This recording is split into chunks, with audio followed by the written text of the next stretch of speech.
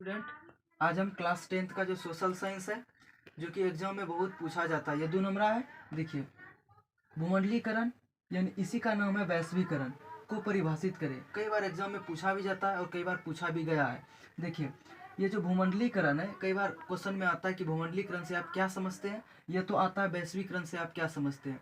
Student समझ नहीं पाता कि भूमंडलीकरण और वैश्वीकरण में क्या, दोनों सेम ही वर्ड है। ठीक है, अब देखिए, जैसे इसको परिभाषित करने के लिए बोलेगा तो कैसे परिभाषित करेंगे, सबसे पहले इसको समझिए। देखिए, जैसे इसका उत्तर लिखना है तो जीवन के सभी क्षेत्रों का एक अंतर्राष्ट्रीय स्वरूप जिसने दुनिया के सभी भागों को आपस में जोड़ दिया है उसे भूमंडलीकरण कहते हैं। देखिए, जीवन का जितना भी क्या बोलते हैं, सभी क्षेत्र होता है उसको एक अंतर्राष्ट्रीय स्वरूप, नेशनल स्वरूप जो होता है उसको एक दुनिया के सभी भागों को एक आपस में जोड़ देता है। दुनिया मतलब विश्व के सभी भागों को आपस में जोड़ देना, यही भूमंडलीकरण या वैश्वीकरण। वैश्वीकरण का सीधा अर्थ होता है, आप समझिए कि दुनिया को एक क्षेत्र में जोड़ना, मतलब विश्व को एक साथ जोड़ना।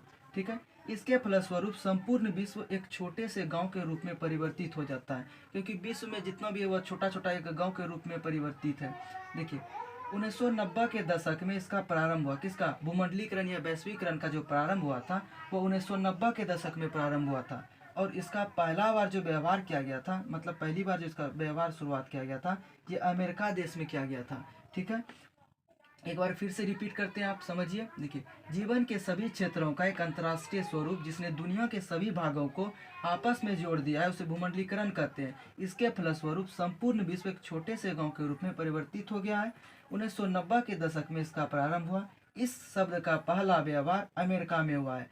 आप पूर्ण रूप से समझ लीजिए कि भूमंडलीकरण या वैश्वीकरण का सीधा रूप है सभी क्षेत्रों को, सभी दुनिया के क्षेत्रों को एक साथ आपस में जोड़ना, यही भूमंडलीकरण कहलाता है।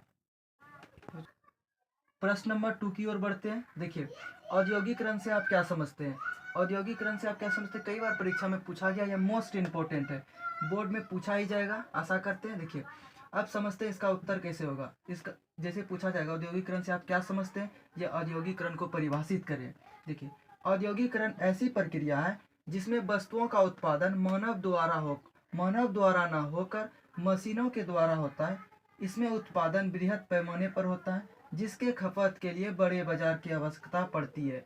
औद्योगिकरण में नए नए मशीन का आविष्कार होता है और नए तकनीक का भी विनाश होता है। देखिए, अब समझिए, औद्योगिकरण एक ऐसी प्रक्रिया है, ठीक है, जिसमें वस्तुओं का जो उत्पादन होता है वो मानव द्वारा नहीं होता है, वो मानव द्वारा ना होकर बल्कि मशीन के द्वारा होता है। और जाहिर सी बात है, जब मशीनों के द्वारा उत्पादन होगा तो बहुत ही बड़े पैमाने पर उत्पादन, बृहद पैमाने का मतलब होता है इसका बहुत ही बड़े पैमाने पर उत्पादन होता है।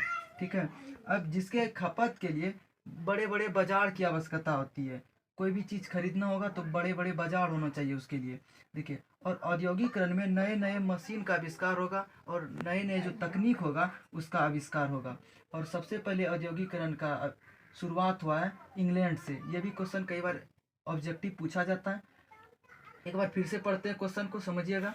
औद्योगिकरण ऐसी प्रक्रिया है जिसमें वस्तुओं का उत्पादन मानव द्वारा न होकर बल्कि मशीनों के द्वारा होता है। इसका उत्पादन बृहद पैमाने पर होता है जिसके खपत के लिए बड़े बाजार की आवश्यकता पड़ती है। औद्योगिकरण में नए नए मशीन का आविष्कार होता है और नए नए तकनीक का विनाश भी होता है। आशा करते हैं आपको ये क्वेश्चन भी समझ में आएगा। अब बढ़ते हैं प्रश्न नंबर 3 की ओर। प्रश्न नंबर 1, देखिए, तीसरा नंबर क्वेश्चन है, सर्वहारा वर्ग से आप क्या समझते हैं? कई बार ये भी एग्जाम में पूछा गया और लगता है कि ये पूछा ही जाएगा बोर्ड में। देखिए, सर्वहारा वर्ग से आप क्या समझते हैं? समाज में रहने वाले वैसे लोग जिसमें गरीब किसान हो गया या गरीब मजदूर हो गया शामिल होते हैं उसे सर्वहारा वर्ग कहते हैं। जिसके पास पूंजी का अभाव होता है तथा जिसकी स्थिति दयनीय होती है।